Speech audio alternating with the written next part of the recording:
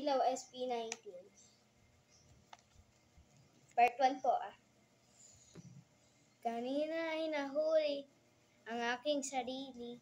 Nakangiti na naman at nagkukubli. Nang tunay na kailanman ay di ko maipagsasabi na naman. At pagdating sa aking tahanan, hindi ko mahanap ang aking susi. Saang lugar ko ba ito naitabi? Pasintabi na naman. Nalilito, nahihilo na sa inyo.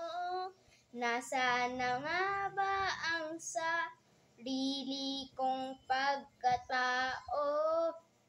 Sino ang may tenga sa mga bulong ko? Kahit pa ako sumigaw ay malabo. Tao po, pakinggan nyo naman ako. Bakit di nyo subukang buksan ang bukas namang pinto?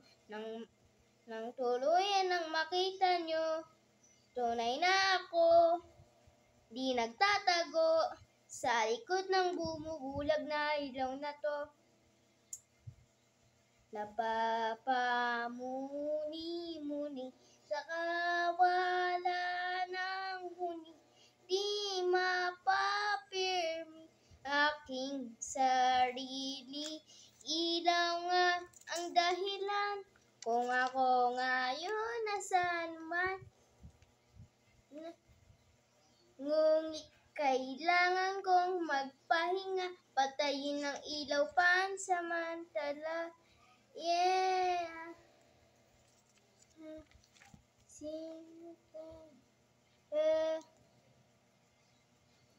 Sino bang may?